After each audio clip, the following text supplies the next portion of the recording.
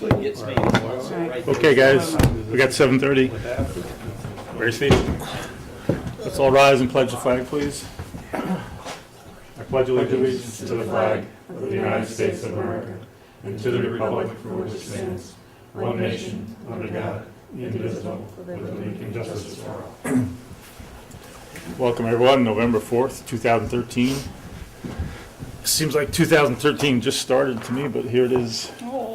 November, which is probably a good thing. Anyway, it's also 32 degrees out there as one comes into the office. For that, It's, Let me just say one thing. George, is it cool enough in here tonight? but the interesting thing is it's the coldest meeting since, I don't know, last March or something. So I guess the weather's finally changing in November. Anyway, I guess we could do business section here. September, let's see, we worked on that moratorium, and in the month of October, we did a lot of nitty-gritty work on it. So there's a lot of meetings and minutes here that have to be talked about. We had our October meeting, October 7th, which included a public hearing. So it was a regular village board meeting and a public hearing. And then on October 17th and October 28th, we had workshops. Also in the same month, the clerk's office was going through an AUD and an A133 audit, so there's a lot of action in there, plus a lot of minutes. But we've got them here. I've gotten through all of them and reviewed them, and I just wonder if anybody else had any additions, alterations, or corrections. Hearing none, is there a motion to accept those 4 sets of minutes? Is there a second? Second. All in favor? Aye. Carries, thank you. What we could do is move to Treasury report, Cindy. Account balances, general fund, $393,375. Water account, $109,486.08. Trust and agency, $16,624.55. Materials management, $3,412.36. Petty cash, $25.48. Village Green, $3,125.41. Hardscrabble, $5,284.48. Health insurance, $5,445.84. Capital projects, $356.67. Monthly expenses, general, $142,570.49. Water, $22,278.74. Trust and agency, $16,624.55. And materials management, $3,951.86. And the general fund included another principal payment on the village hall renovations. That's why it's high. And how much was that? $45,000. So, which one's the good one? This one? I'm sorry. 393,000. 393. Yeah, she put one before she made the principal payment, so. Okay.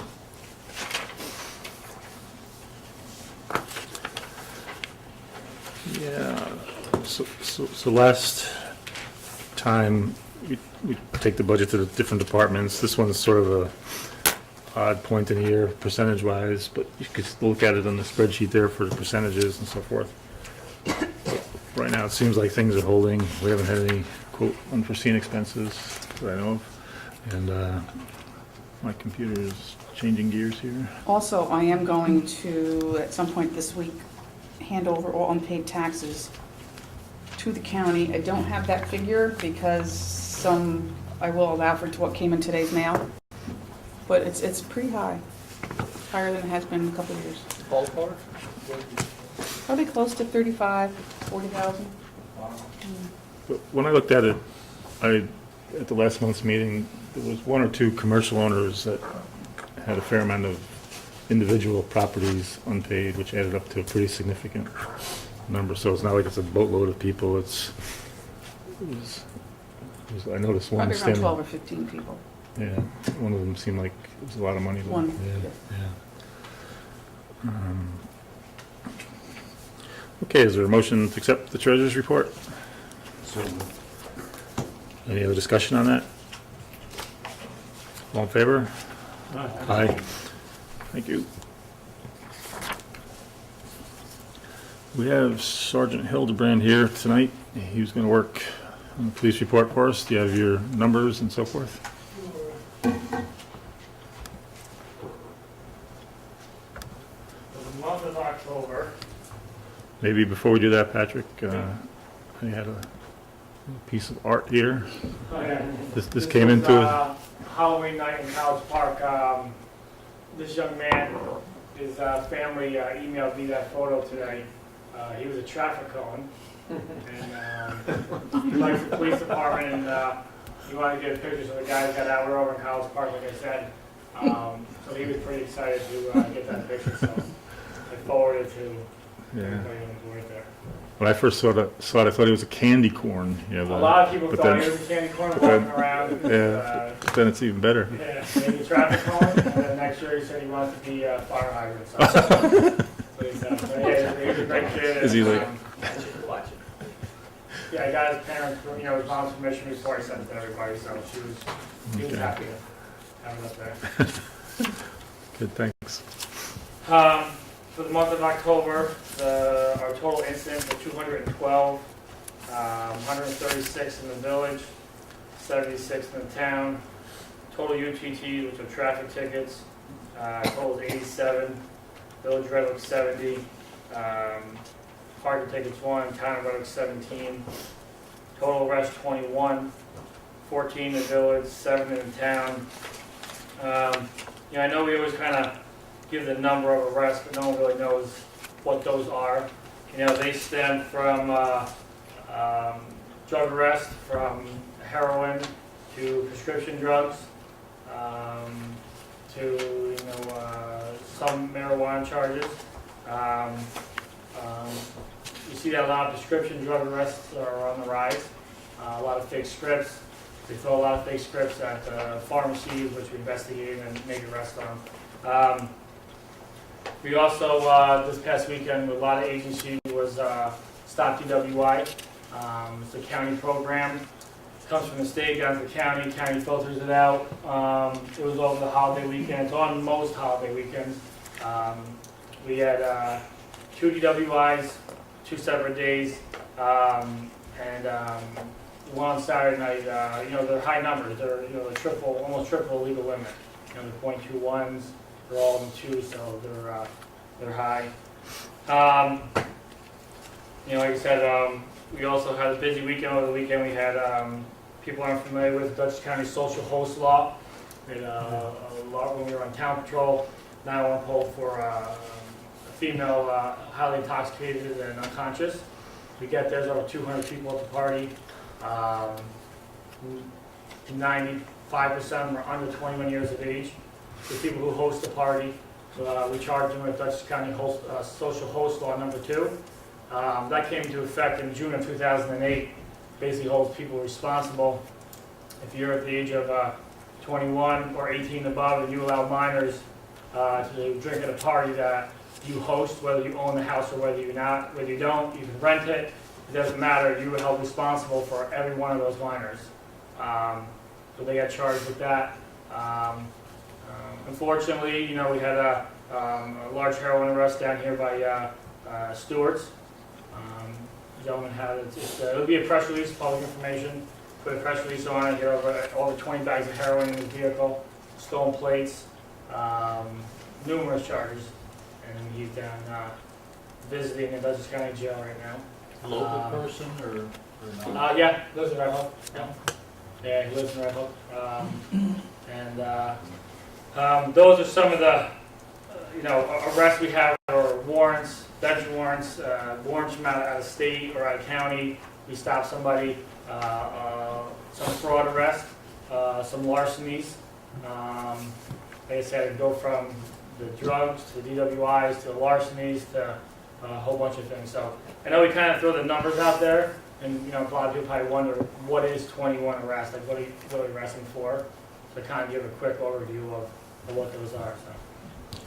Patrick, 2 things. Can you talk about the live scan that you got up and Sure, running? yeah, I'm glad you brought that up. I know a while back, a few meetings back, I brought up we got a grant, it's about $30,000 in equipment I put the grant application in, I got it from the state, it's live scan.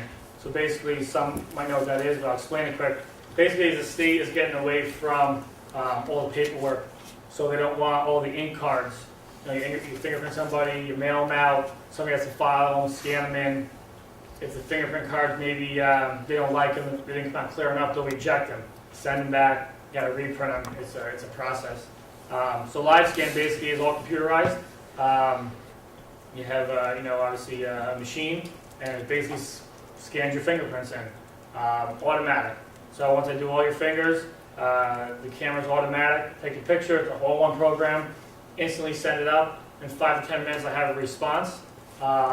Whether it's a hit confirmation on somebody, could be one out of another state, any criminal history, any time ever been fingerprinted will come back as a message to us 5 to 10 minutes from us sending it up to Albany.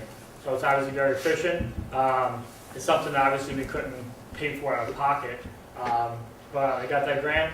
I'm not going, you know, obviously we got that, and they're looking to eventually change all departments in the state over to live scan to cut out the ink cards. So the gentleman came last week, he set it up, and now we're just going through the process of getting there. We have to run 4 tests, and the fourth, we ran all 3, and everything was great on it, but they didn't like the, has to be a certain percentage of gray, has to be 18% gray, so it's difficult to get that, but I got, it's called FBI gray, so I got that, and now our wall's nice and 18% gray. So it's passed, and everything's going well. Thanks. The second part was Halloween this year fell on a Thursday night, so it hit some of the town shifts and so forth. So when they were out Right, of town, it yeah, was good. you know, Thursday obviously, you know, it rained, so it was a little slower than normal. This development here was very busy regardless of the rain. You know, some of the other busy developments were a little quieter because the rain fell on Thursday, so it worked out with the town control. So Thanks, Patrick. no problem. Patrick, Yep. I was looking at these figures here. Are you guys seeing an increase in harassment, criminal mischief, and suspicious persons? A little bit, you know, everybody's on guard. You know, they're always watching. We actually are handling a criminal mischief complaint in the rec park. That happens a lot, where they vandalize the bathrooms a lot. You know, we obviously contact John Kuhn, he comes down, we photo it. You know, and you know, we obviously investigate into them as much as we can. You know, most time it's after hours, and nobody's around, there's no cameras. But we do get suspicious people, and you know, we get a lot of people from, you know, we deal with a lot of people from out of town. You know, the drug part of it is a lot of local people, but also a lot more from outside of town that come here. I'm not dealing with a lot of regular people here and there. It's mostly suspicious person's complaint comes from people wandering around. I mean, they just they happen to like these areas, and sometimes they camp out for a while. Now, not to get into the rec park, but Sure. are they experiencing the same issues over there that they are in Tivoli with their park over there? Not as much. Not as much. You know, not as much because we're constantly driving through. So a lot of times it's happening after midnight, 1 o'clock, 2 o'clock in the morning when we're off. You know, during these type of hours we're constantly having a presence there. So we're constantly driving in, spotlighting. You know, we have the key to the rec park, sometimes we'll drive through it. So the constant presence does keep them off a little bit, or typically might not have the constant presence until they have the certain time frames at night. Okay. But it is all over. You know, it pops up anywhere. Once the kids get wandering. In the colder weather, not as much, because they're not out wandering around. It's only in the summer where you see the rise tonight. Okay, thank you. Yep. Thanks, Dave. Thanks, Patrick. In my part of section 2 here, Patrick did the police report, and then under personnel, I did start those department meetings. We met with the court already, and we're lining up planning, zoning. Jay and I'll do that, and then I'll keep you posted on that. That'll slide us to water. We've got Trustee Steve Zarchuk, and then Robert Flores is in the office too. Steve, if you want to go first. Robert's in the audience, rather. Let's Steve go first, okay? Okay, the October 2013 water report. The chemical feed pump that adds liquid hypochlorite failed and was replaced. The manufacturer recommended diluting the hypochlorite and increasing the pump speed to ensure longer service life. And this was done when the new pump was installed. After replacement, the residue chlorine level was 0.41 parts per million throughout the system. Was that under warranty or anything? No, that pump was there for Oh, quite a while. that's the old pump. Yeah. Right, it was not one of the project pumps. Okay, thank you. Late in the month of September, a leak was detected at on Tower Road with the help of an observant citizen. The 8-inch cast iron main, circular 1930s, was found to be leaking from a joint where two sections of the pipe meet. In early October, the joint section was removed and replaced with modern iron ductile pipe and a pair of high-quality couplings. Within hours of excavation, the repair was made and water service restored. 7,197,000 gallons of water was pumped. 65 gallons of hypochlorite was used, and 32 5-gallon containers were ordered. Since the replacement of the pump, the rate consumption has been reduced significantly and should present a cost savings to the village over time. 6 new water service line taps were installed. 2 water samples were sent to the Smith Laboratory in Hyde Park and tested negative for chloroform. On October 4th, residue chlorine was measured at 0.46 parts per million. On October the 18th, residue chlorine was measured at 0.51 parts per million. On October 31st, after no new chlorine pump was installed and brought into service, residue chlorine was again tested and measured at 0.41 parts per million. And that's the report for October. And just on that first point, when Steve asked about a warranty, that, like Robert said, that was an older Yeah. pump in there. And then, and the cost was not prohibitive. It was like $1,400, somewhere in that range. It had been repaired multiple times, Yeah. so. Should we also see somewhat of a decline in the electric? You might, but it's a 110, it runs on 110 power. Okay. So it's a very small All right. usage anyway. Okay. Yeah, and when you're in that one office room, it almost looks like a intravenous pump for your medicines. Okay. It kind of squeezes it. Pulsating, yeah. It's okay, Robert, what's on your mind? Just one other thing I want to add on the repair to Tower Street. That was kind of a tricky one because we had to, even though the repair was minimized to the air people in that area, we had to shut down the water tower while that was happening. So, but I don't think anybody, we were able to operate the system, maintain pressure throughout. So that went well. So Robert, on the sketch of October 8th of that repair, looks like Brent did this work. Yeah. Is this filed somewhere in the village building? Do we have it somewhere either in the company or? Well, we gave it to you, so I'm not sure where it's going to get filed. Okay. Whether it just gets filed with the monthly reports, or there's some other, we want to start a new file for that kind of thing. Okay. We kept the record of that. That's good.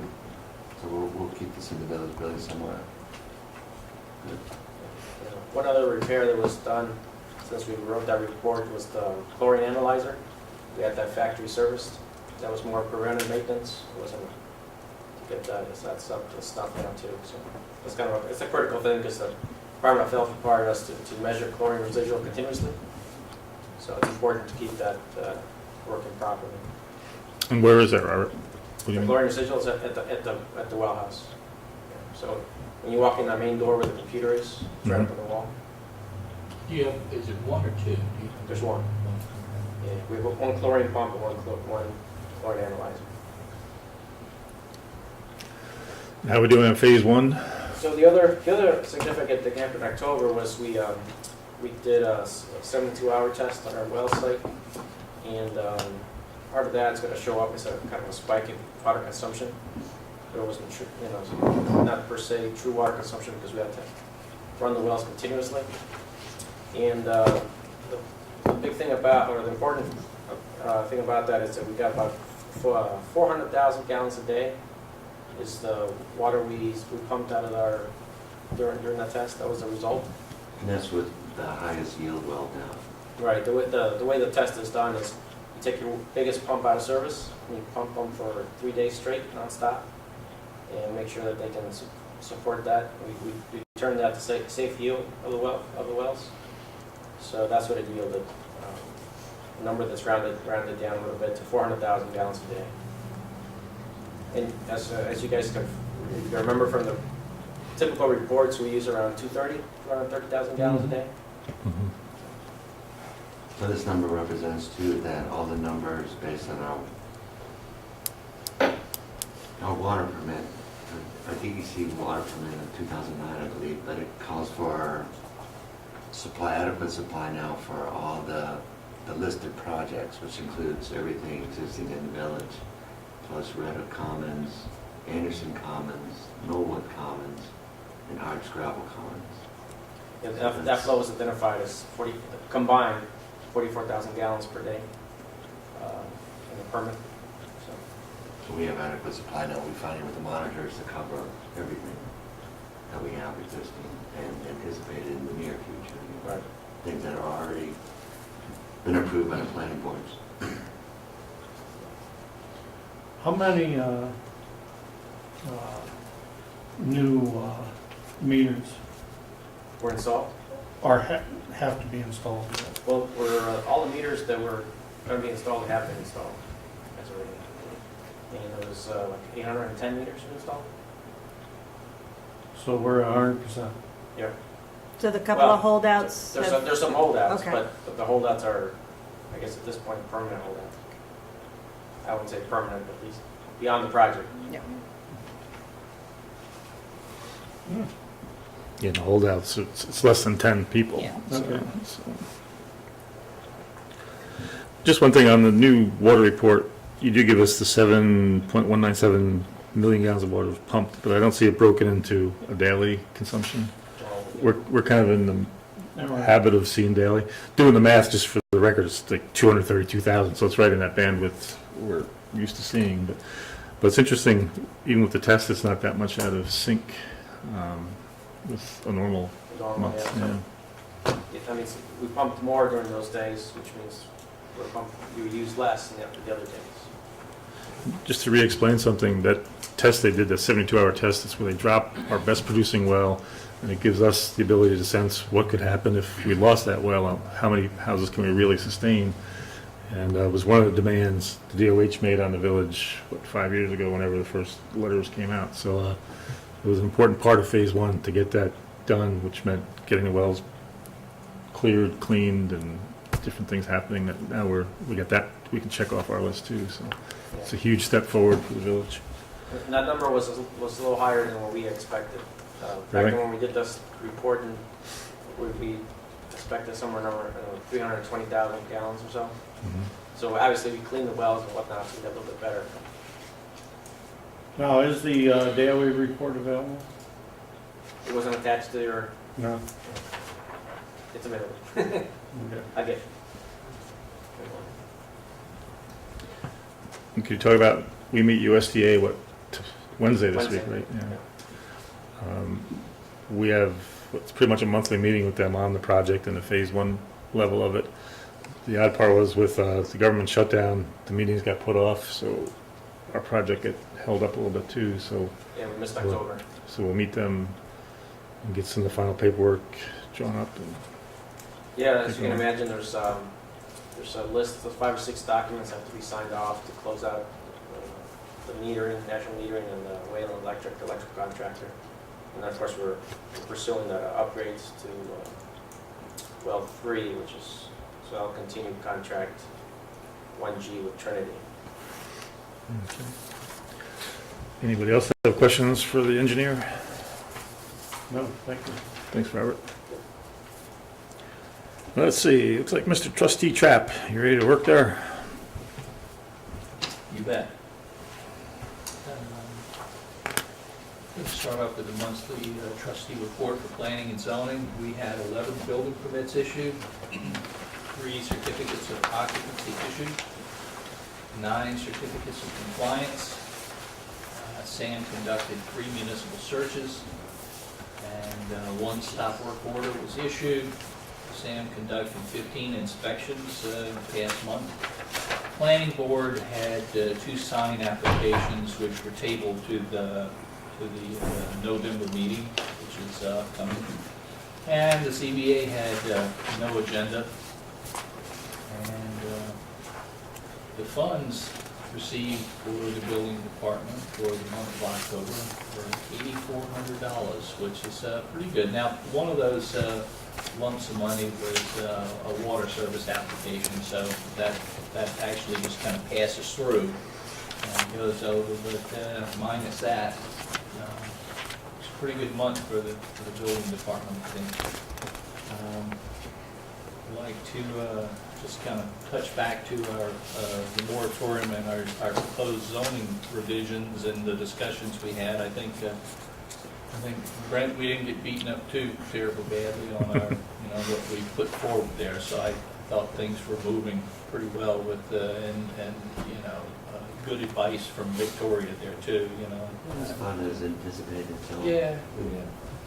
It's difficult to anticipate everything and have the vision to see it all, and it takes a good many eyes and brains to kind of hit all the spots that you don't anticipate. So, we've been through this before, and we've gotten, kicked around a little bit, and so we're kind of used to it, I guess, right? Yes, sir. Yeah, okay, cool.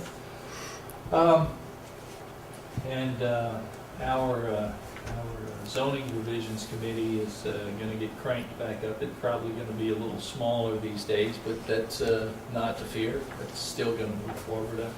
I actually found something that I had been working on in the past. I told Brent, I was looking through an old computer that I'd fired up, and I found the subdivision regulation that I'd been working on, and it just kind of drifted to the side, but I'm going to pull it back to the forefront because we actually don't have a subdivision regulation other than sort of default New York State subdivision regulations. So that's kind of on the, and Ed and I talk every morning. I know I've mentioned that before. We had this half-hour conversation between Red Hook and Hudson every morning. There are a few outstanding, violations in the village that we're still chasing down out here, trying to make sure that we, it's not just code. A lot of it's life safety, and that's the biggest thing for us, is to make sure that, whether it's, some sort of immediate injury or down the line some sort of injury, from mold or whatever, we need to make sure that we stay on top of this thing. So we've been trying to address that. And last thing we could talk about is just we had our seeker meeting at Millbrook with the Dutchess County Planning Federation, and I'm happy to say that the village had a lot of attendees down there. We've been doing very well on that. And this was the new short form, and we had Don Meltz and Nan Stolzenberg, who are the 2 people that wrote the workbook for that. And they came and they told us a lot about it. It's the short form went from 2 to 4 pages, and the long form went from 200 and something questions to over 500 questions. So it's really expanded. The theory is that they want to get more information up front so they don't have to get it later, and they can sort of make the process move. That's the good part. The bad part is I think it's a little ambiguous maybe. There's a lot of questions where it talks about character and adjacent and adjoining and near and how near, and so, and you have to judge that nearness or that adjacency by, are you in a village setting, you're in a rural setting, what does near mean to you when the lots are 10 acres as opposed to a quarter of an acre, so that could be issues for some municipalities. But one of the cool things, it's not online yet, but it's coming. And when an applicant decides to put together his application, and it'll take you to a county map, or for us, and it would say, here's my lot, and you identify that lot, and it then will tell you if it has wetlands on it, if it has these various possible areas for impact, and it will populate a certain portion of your application with that information. If you have a wetland, it'll KS2, it'll give it to you, and all that sort of thing. So that's going to be kind of a nice thing. And sort of leads into the last item here is that at one point, Ed, we talked about a laptop that we had, an old laptop. If it's functional, it would be great for the planning and zoning boards to have so that they could connect wireless, and when they fill out their part of the application, part 2, you can do it online and fill it out, because if you have the application as a fillable PDF, it will still allow you to connect wirelessly and go back to the help book when you see a question, traffic. You click that and a little window pops up and it tells you about the traffic impacts and helps you decide what that might be, and then you close it and you answer the question. So if the planning or zoning boards could have that, it would certainly, I think, assist them in their in speeding the process. So Great. that's it for me, man. Thank you. Yep. When you read the income part, what was the dollar number you said there, Jay? $8,400. 84, good, okay. And then, 2,500 of which was a water service connection. yeah.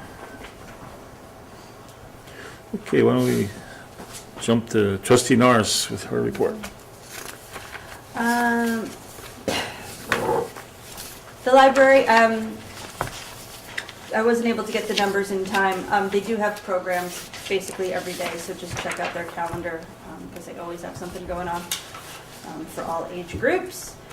We had, I think, like 150-ish families Where's that? for Halloween. Yes, Trick thank you. or treating. I'm not the best estimator, and I actually had to come in I late, but have a way to think- help you. We purchased 200 pumpkins, and we had 50 left, so you're about right I was on. like, You're- "Woo." There you go, right on. That was our annual merchant trick or treating, where we have pumpkin decorating and crafts, and they do a little parade. That was the weekend right before Halloween. Thanks to Kathy Treble and Kim Gomez, because they kind of take it and run with it, and it's great. The merchants did a scavenger hunt on Halloween itself. Halloween was a little wet. They said despite the rain, they seem to be pleased with the turnout. So they might do it next year. They might do it on Halloween, or might coordinate it with our village thing. But the people I talked to seem encouraged, so that's good. Upcoming is Winterfest. We're kind of combining it with the Merchants group this year. The Merchants are going to do 2 Winterfest events on the 8th and the 15th. Those are Sundays. Sunday afternoon from 1 to 5. They'll have, I think, like store displays, and they'll be open, and they're going to do, I think, local crafters or vendors in the holiday market. I think they want to do it in the parking lot. If you're interested in that, you can email whattodoinredhook@gmail.com. Separately, both of those days we're going to be having local crafters and local sellers of cupcakes and jewelry and stuff in this building. So if you're interested in a spot for that, you can email me at info@hardscrabbleday.org. I don't know what the merchants are charging for a spot there. We're charging $20 for a spot in here. So if you're interested in that, let me know. The village's annual Winterfest, where we do the tree lighting and the hay rides and the hot chocolate and the Santa and all that stuff, that will be on Sunday, December 8th from 3 to 5, which will coordinate with what the merchants are doing on that same day. I hope that I'm not stealing Brent's thunder. I saw that you had information from the Bluebird Committee. We'll in split your- it. Go ahead. Okay, so I'll talk about the bluebirds, you talk about the swallows, the tree swallows. You want to do that? All right. Okay. We got information from the Bluebird Committee. Who knew that this even existed? But there are 4 bluebird nest boxes installed at Abrams Park. 10 bluebird eggs were laid, and 9 bluebirds fledged. Only 1 egg did not hatch. And then the rest, you're going to have to stay tuned for Brent's report to find out about the tree swallows. You want me to throw it in now, just to keep I it don't know. continuous? Do you think people can handle the suspense? I think it's a nice tease. Go ahead. This information came from Susan Gilnack, who's the chairperson of the Bluebird Committee of the Ralph T. Waterman Bird Club. And nicely done with the bluebirds, but there are also 11 tree swallow eggs laid, 6 eggs fledged, and 5 eggs did not hatch. So we're looking, and they're looking forward to next year's breeding season, and we're wishing them much success. There you go. So, ta-da. Then moving on to what everyone can't wait for, the garbage numbers. Pretty much on par. We sold $2,785 in tags, paid out $1,350.29. 5.93 tons of single stream and 12.33 tons of garbage. And my spreadsheet printed all goofy. I worked on it, but it printed goofy. Clearly I was having issues with my computer today because this is not how my report normally looks. So Okay, that's all I got. thank you.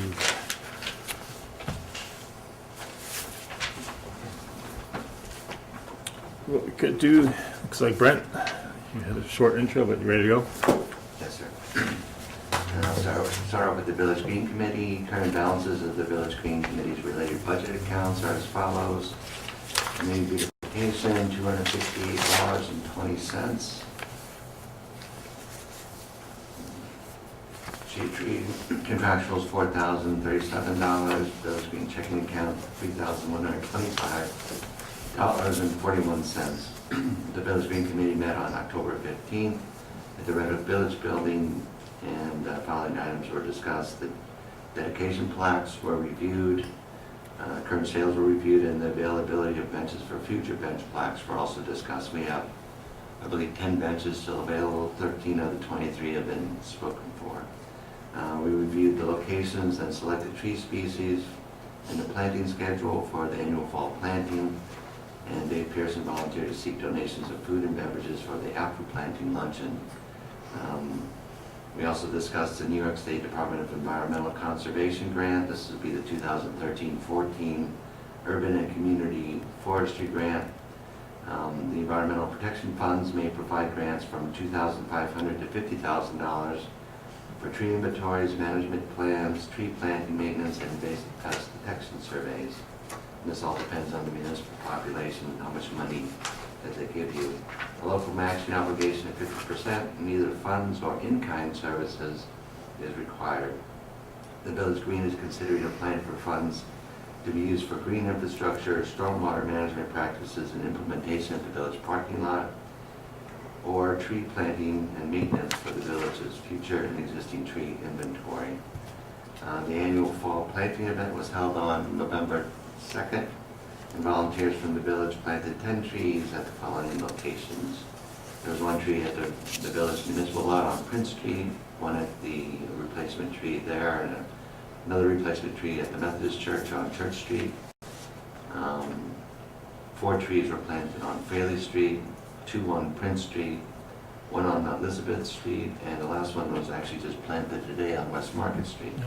The volunteer luncheon was held after planting at the Red Hook Town Hall, and we'd like to thank, Village Green would like to thank all those who volunteered their efforts and time to make the annual fall planting event a success. Jeannie Dunst, Sue McCann, and Dave Pearson organized the luncheon, which is always exceptional. Ed Blundell and Les Cagle manned the water truck, and we had a lot of volunteers. We actually got done planting the 10 trees in just over an hour.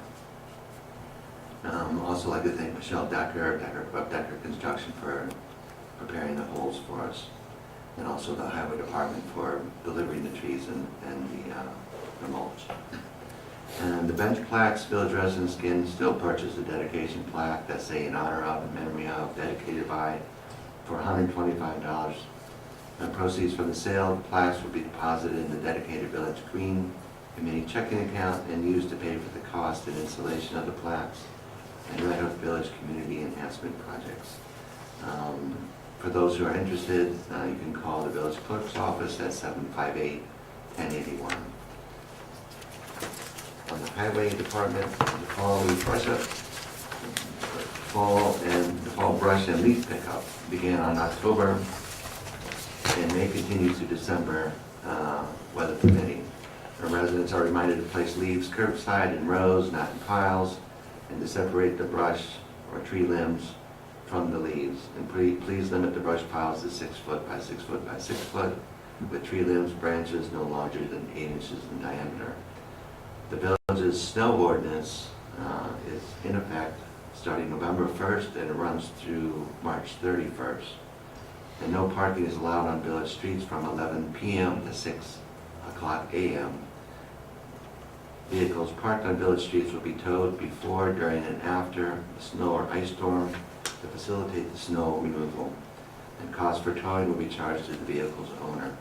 And residents are also reminded to remove basketball hoops, sports equipment, and other equipment from the sides of the village streets to allow for snow plowing. The village will not be responsible for damaged equipment remaining near the streets during snow plowing season. A new catch basin and cast and curb frame and grate has been installed on the southeast corner of Church Street and West Market Street intersection. Frank Bosberg and Sons and Annandale Construction Corporation were awarded the contract and performed this service.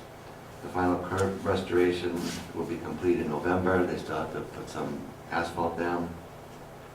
And the estimated $7,800 project cost will be deducted from the general fund maintenance and street budget line. The village received a request from the New York State DOT regarding the local highway inventory update. This is something we have to do every year, and this determines our CHIPS funding. The village responded with the required forms on October 21st. The village maintains 8.38 center line miles or 16.76 total lane miles of local streets and roads. Scrap metal was sold on October 3rd. Revenue received from the sale totaled $452.68.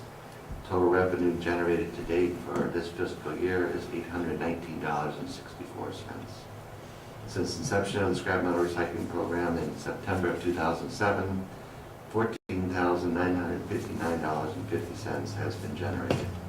The proceeds from this program go toward purchasing tools and equipment for the village highway department, and residents and businesses interested in donating scrap metal can contact our highway department at 758-8600 or the village clerk at 758-1081.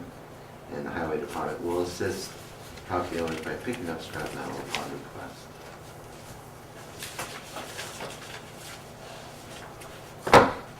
And the Red Hook Infrastructure and Task Force monthly report, the Red Hook Water Project. Robert had mentioned already, due to the recent furlough of certain federal government agencies, there were no meetings with USDA held during the month of October. The next meeting is scheduled for Wednesday, November 6th. Change orders for Phase 1, Contract 1G, including the replacement of the pump for well number 3, identified as being capable of producing approximately twice the capacity as the existing pump will allow. Right now allows 35 gallons per minute. We can double that to 75 gallons per minute, more than double that, at an estimated cost of $22,786.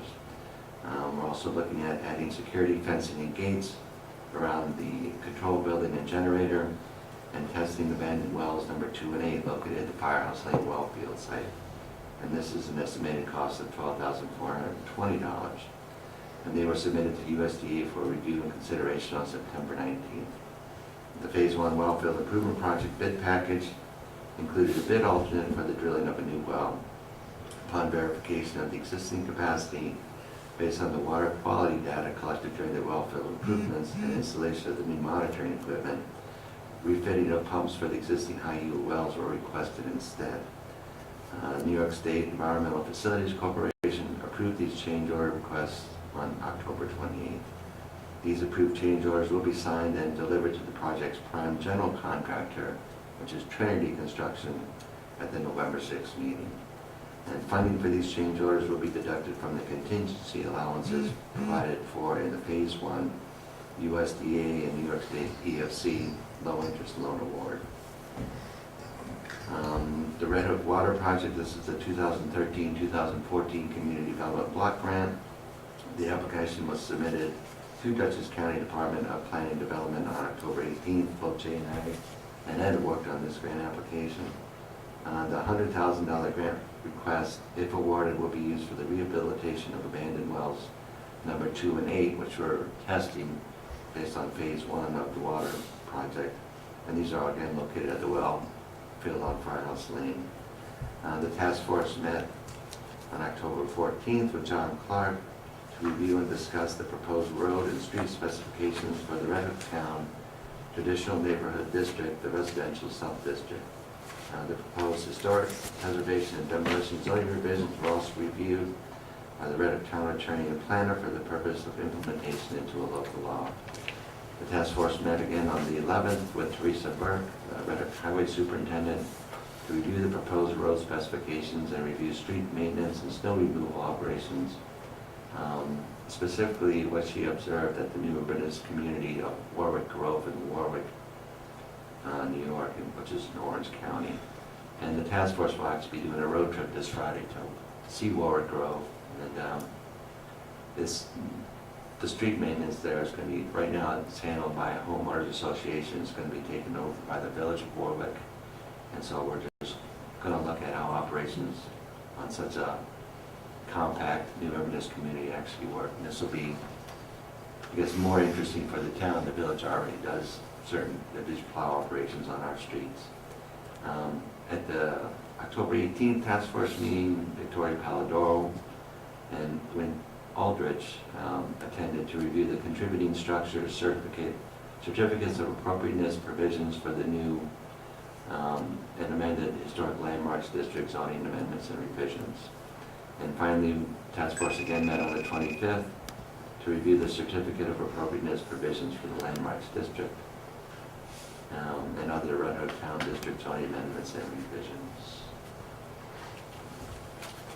And last report, the Red Hook Town Economic Development Committee, both Ed and I are liaisons representing the village, not actually members, but we do meet every week at the village, or twice a month in the village building. Meetings were held on October 9th and 23rd, and we talked about the status of what to do in Red Hook, the friendliest town in the Hudson Valley, which is a new website, geared at taking all the businesses, doing a joint advertising and promotional plan. Their website shared advertising and events. And then we recapped and reviewed the suggestions made by Mary Kay Verba, who is the Commissioner of Dutchess County Tourism, discussed possible events, venues, business operations, and tour accommodations, etc.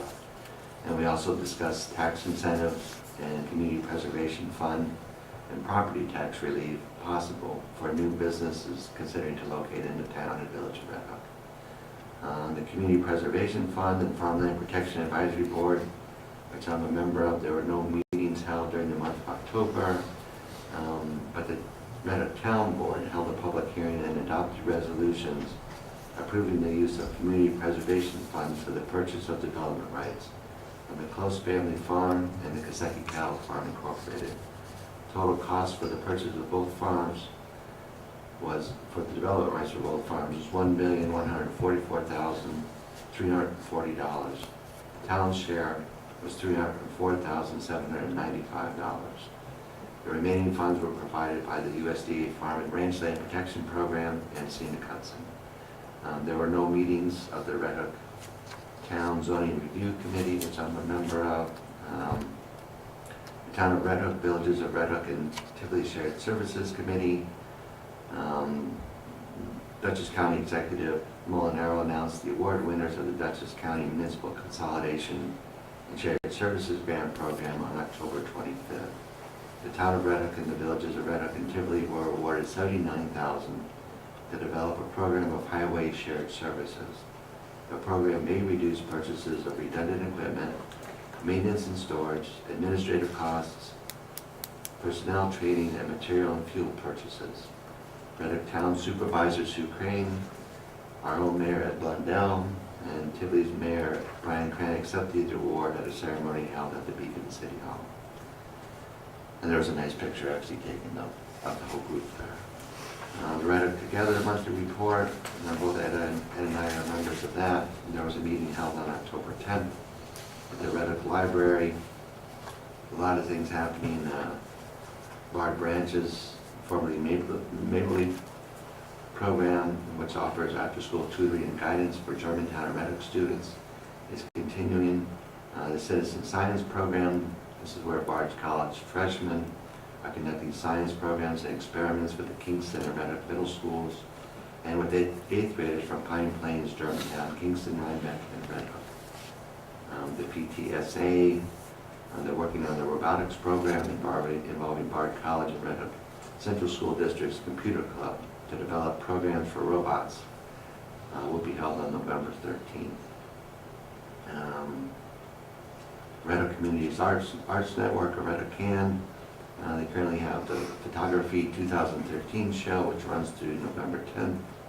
The next show is the Imagination Station, which is a collaborative exhibit and educational show featuring student work from the Red Hook Imagination Station, which is located at the Chocolate Factory. This show will run from November 15th through November 24th at the Red Hook Can Gallery. And the following show is Ornamentation, which is a small work show for the holidays, featuring work for under $100. And this show opens on November 29th. And finally, the Red Hook Can Sculpture Expo 2013 received the Dutchess County Executive's Art in Public Places Award at a ceremony held at Villa Borghese in Montpelier Falls on October 10th. Rita Gentili, Carrie Fura, Kim McGrath Gomez, and myself accepted the award presented by Dutchess County Executive Mark Molinaro. And there's a nice award that's currently being exhibited over at the gallery, and there's also citations from Dee Dee Barrett, Terry Gibson, County Legislature, and the County Executive. So it was a very nice award to win in the first year, and a lot of thanks to Red Hook Can and Rita Gentili for organizing this event. So hopefully that'll be bigger and better next year. And that is all I have. Thank you.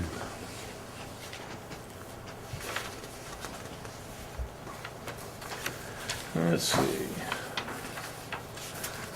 Mr. Steve, you have a part 2, anything on facilities? How's the Time Warner connection going and all that? Is that I emailed you a contract, something with the change, or what was it? change on it. Yeah. We had it increased by about 20 to $30. Is that per month, or is that Per month. Yeah. So you need to sign that, and we need to send that back to Time Warner and they'll proceed. Okay. I did see something, I didn't know if it was, I thought it was to do with the water No. line over there, so it's for the main project? Main Yeah, project. Yeah, okay. Okay. We'll do that. One thing I had a note here, folks, senior tax exemption. If you look at the village code, we have people over 65 that income qualify are eligible for tax reductions. I have a feeling we're not properly publicizing it, meaning I'd like to put it up on Panda, and then people could look at our code online to see it. But in checking it, the way it works is one has to provide a lot of paper documentation. And it is driven by a section of New York State Property Tax Code, I think it's section 467 or something in that range, where the state authorizes municipalities to do that. And it came to my attention about 2 or 3 weeks ago where we're looking at different tax exemptions and so forth. And I think what I'd like to do, maybe it'd be within Jen's realm as a rep to senior citizens and so forth. I can give you specifics, but I'm thinking we should do a trifold type of piece of paper. And I've asked our attorney to look at the section of our code, section 175, and see how we can update it. Looks like the village last updated the sliding scale of exemption rates in 2005 timeframe.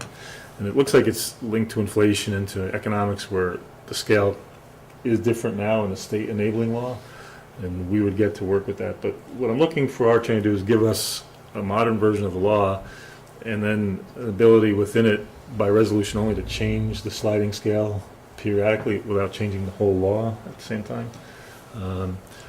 And it is a hard paperwork. It's not a fast and easy way to get a tax exemption. It's something you have to prove with income tax and different things, but I think it's worth promoting. And it doesn't happen instantaneously either. In other words, you don't come in today and immediately save in the next tax bill. It goes through the tax assessor at the town level. They actually handle our assessment process.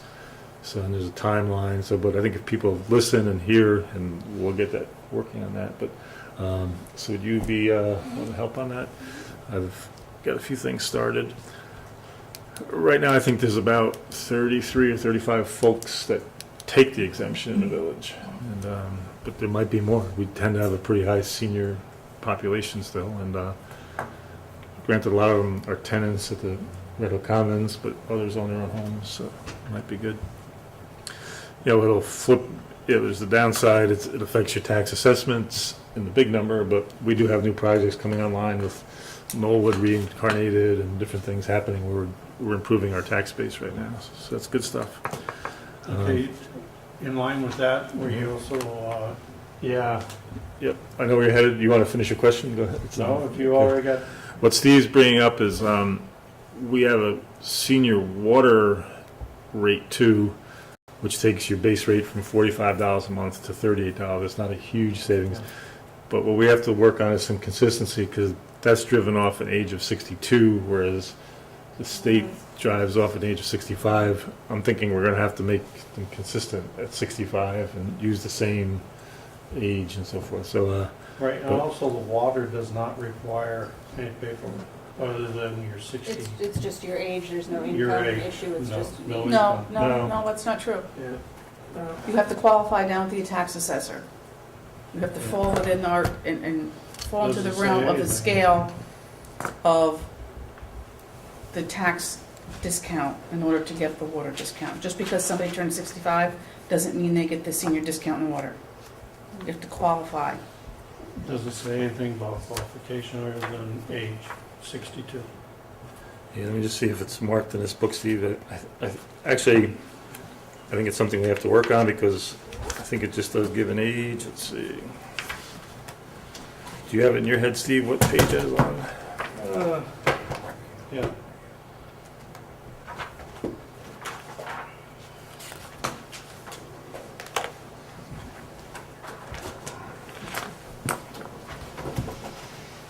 There you go.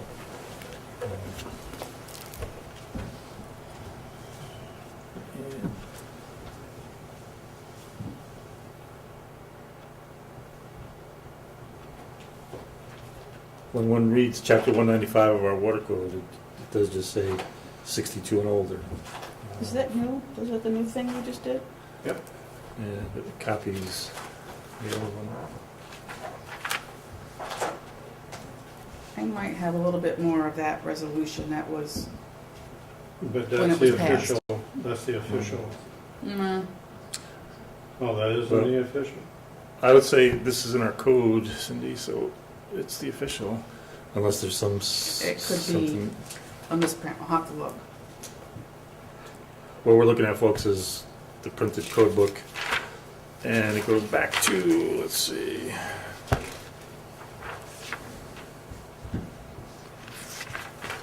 Yeah, it's just talking about the senior citizen exemption for water.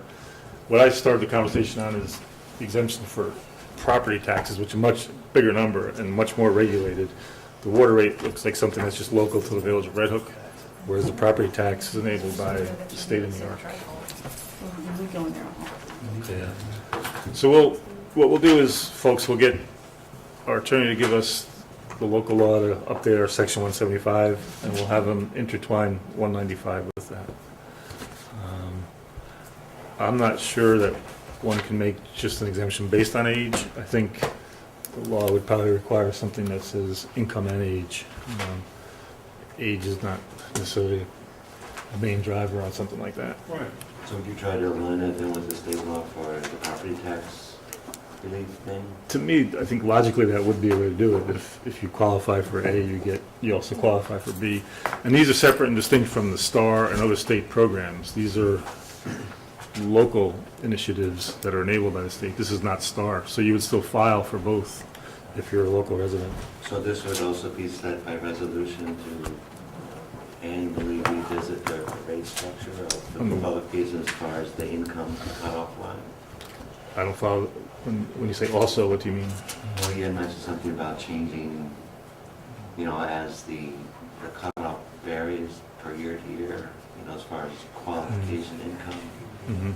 And we would have to revise our local law based on a resolution to make that adjustment. Is that for both or just for our local law? Or the state law kind of makes that adjustment for us for the property tax relief? State sets the enabling parameters, and then we get to choose what we want to use. That would be our decision. Do we take their full scale or not? So if it's adjusted annually, is it something we're gonna have to? I don't know if it's an adjusted. I don't think it's an annual adjustment.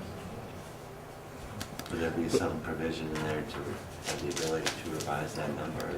Yeah, that's what I was saying. I've asked the attorney to give us a clause that says by routine resolution, the village board can change it without reformatting the whole law. We would just change the scale. So I think it's a worthwhile project, but people, regardless, you can apply now for the current one at the current scale, and then as we adjust it, that'll change down the road, but it still exists in our law right now. Anyway, I thought too, like I mentioned at the onset of the meeting, in October we were busy, and with a lot of it was with this moratorium work and insertion of the pattern book. What we have are a couple of meetings coming up. And one is on the contextual changes that Brent and Jay were alluding to at one of the workshops, where this is the nomenclature that we want to insert into our existing zoning code to tie in with the pattern book and certain relationships that develop because of the changes in the pattern book. So what we've got is we have to go through a series of public hearings on this because we are changing zoning code and inserting different things. But what we're looking to do is we're going to workshop, I think it's November 12th again, and then we're going to have a public hearing on the comprehensive plan changes, which would be pattern book and illustrated sketch plans. And we're setting that for November 21st, and would be here. It's been noticed to the public in the paper in the printed format, so just want everybody to be clear on the television side of the world. There'll be a public hearing set for November 21st. It'll be in the evening. And Cindy, do you remember the time we picked? 7:15. 7:15 p.m. As far as other business, I had a few things I just want to throw in. Brent talked about the grants that the village was awarded.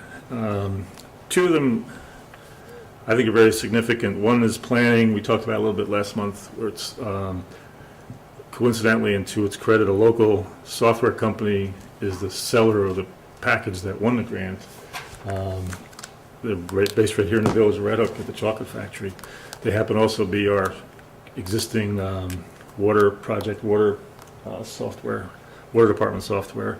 And what it is, it's going to put cloud-based computing at our fingertips, and we'll be able to communicate on high levels digital, like Jay was suggesting with Seeker now. We'll be able to do more right-to-county planning with other municipalities. And I think it's going to be really good. We just have to get it implemented. And we have the new enough computers and different things upstairs right now to take any new software. And the local owner will be coming around and talking to us shortly. And so it's a little bit of a behind-the-scenes thing, but it's huge. I think overall it was about a $224,000 grant that 12 or 14 municipalities shared in. And what it'll do is it'll bring great business to a local business and also enable these local munis to talk together and the planning departments to talk to the county very easily. The other one Brent mentioned was the highway shared services study. What we're looking to do is the three munis working more closely, and I've come up, I think I like to use the word more collaboratively as far as what can we do. Brent put a couple of statements there as to what we'd be looking to study. Essentially, our position is we want to look at the modeling on spreadsheets and see if we do X, Y, and Z. We don't want to be buying double equipment. We don't want to be doing things twice. So we'll have to sit down and get like Brent mentioned, the award was $79,000, which is a pretty good chunk of money to hire a policy and a accounting type expert firm that will help us sit and look at everything. We're not committed to an action. We're just looking to study and make the best decision we can on what we've got. Right, currently the town and the village of Red Hook's highway department share our same facility, so we're already starting the sharing of the services. Tilly unfortunately didn't participate in that part of the program, but we're looking to look at shared equipment, shared labor, shared policy, shared supervision. If it all works out, then we'll take the next step, but the money's just for a study at this point, not with the eye toward implementation. And just a perfect working example is when Brent says the town of Red Hook's looking at Warwick, New York for a new development that's built there with the smaller streets. Like Brent said, we already know how to deal with the smaller streets and we have the equipment to deal with it. So we have the skill set and the equipment. The town would have the skill set. They don't do it, but their equipment is designed for open road, major snowdrift plowing, different things. So they don't have the same equipment. So it's a perfect example. They should not have to buy, in my opinion, smaller equipment to plow something they build. We want to be able to work something where we transfer back and forth, and nor do we want to buy huge equipment, nor should we have multiple backhoes, different things like that we'll study and look at. But overall, it's pretty nice money. Not that we saw every penny of each of the grants, but it helps us, so it'll be good. We'll probably have to get, one question for us is, Mayor Crenna and myself and Supervisor Crane do meet, but we'll probably want more of a task force than just the three of us on the highway project. So probably by default, since Brent oversees highway, we'd bring him into certain things. But I think right now we have to get some proposals, get some firms, interview them for these consulting type firms, and but we'll have to work with the town and Tivoli to somehow do a joint RFQ or something to get something in place. Then let's see, we got another renewal of the franchise agreement from Time Warner. This is where the municipality is paid by the cable company to be on our streets and our roads up on the poles. And it's a pretty good generator of money for us each year. What they're looking at is, I've asked our attorney to look it over, they're still looking at the standard 5% of their gross revenue, they call it.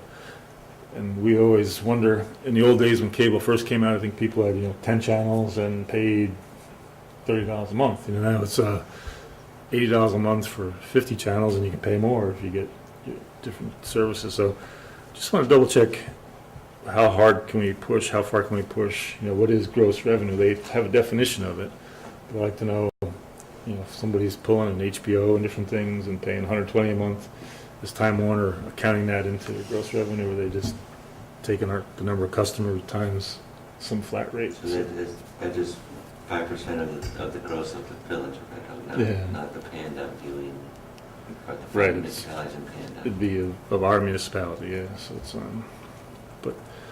so we'll push that. I talked to our attorney today about it, and he was gonna check, his firm had done some work on that issue, and he's gonna check with the partner that did that, so it's, Does that also include the internet access?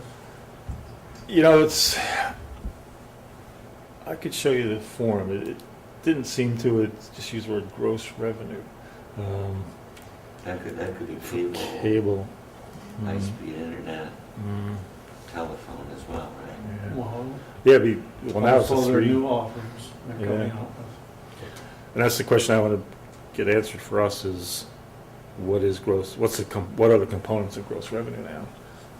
Because the form looks like it's really just a repeat of the same wording as from the 1980, whenever cable first came to Red Hook, and it looks like that. Other than that, those are three other business. Just for items. the record, I've heard from probably a half a dozen people who, don't have the cable box and things like this. They have been very disappointed that Panda has been less accessible to them lately. So, just to note. Well, it's funny, one thought I had was, remember we forced Panda 2-3 years ago now to make a digital presence? So those people could go to the Panda website and then on their computer watch, If they have such a thing. if they have a computer, you mean? Yeah. Oh, yeah.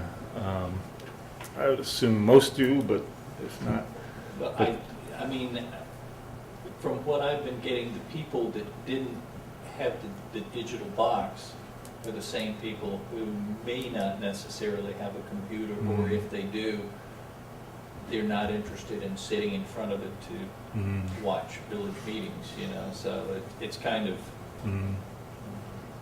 interesting conundrum. yeah, because another thought, speaking of collaboration with other municipalities, I think the Dutchess County Legislature uses a digital company to film them, but you need to have a computer to watch that, you know, so it doesn't get around the issue you're talking about. And then the other part of it is, remember how we're trying to sell that used generator, diesel generator over there, and a 7,000 gallon old contact tank, and 2 other items, Sander. a huge hydro tapping kit, and what did you say, the sander? I reached out to the county, and they're going to help us put it up on it's Absolute Auction is the site they use, and what they do is they charge the buyer a fee. It doesn't cost us a commission. So we gave them some specs, and I thought some of those things are high value items. We're getting the bigger market. And There's no it's seller's specialty. fees to that? Pardon me? There's no seller's fee, No. just a buyer's fee? Yeah. So Chris Barkley from the county purchasing helped us out with that a little bit. We'll see what we can get. Any other business from you folks? No, sir. How about out in the audience? What's up? We use some easy ones today. Okay. Are the bills next water bill going to be in gallons yet, or? I would say yes. Yeah, it's the last one was a hybrid. We still had about 10% in the old format. So December should be gallons, yes.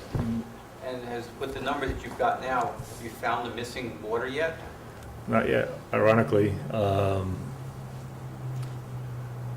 When you run the amount billed in the September quarter, it doesn't totally jive as close as I would have expected it to jive. Is it any closer than before? It was somewhat closer, but I think at that point, some of the meters that had not yet been changed were some of our key player meters. And so December, I think, will be the all-in, all-done number. And then we'll have to see, like Robert Flores mentioned, there was a leak on Tower Street, rather, but it didn't seem significant that it was a lot of gallons. It was probably long-term, but didn't seem like a major flow coming out of it. And yeah, what we'll do too then is, what I would ask is that we analyze, what are we missing? Is there some old pipe we don't know about? That's the one problem when Brent asked the question for the tower repairs. We have an engineering sketch now, so we're doing the building a file as we work on things. And is there some old line somewhere that's not metered? So we're trying to work backwards. But the December reading will give us some more data. There is an expected amount of loss. Anyway, we're not going to get 100%. Oh, no. 100%. We're missing 50%. Well, just flushing hydrants, that does it, and then we filled up, I don't know how much, very little bit for the water tank, to plant the trees with, which I think was insignificant, but, little bits of that stuff does add up. But we're not looking for that pumping twice as much as we're selling stuff, hoping that gap will close down quite a bit. So I think also we may look at monitoring the meters, just for record, a little bit closely, so just to kind of see what it will do with the new meters. Anything else? I think we hit all the items on our agenda here. Just to repeat, that public hearing will be November 21st, 7:15. We looked at the treasurer's report, and part of that I saw 2 of the folks over here signing vouchers earlier before the meeting. So I would entertain a motion to pay bills after audit. So, Is there a second? All in favor?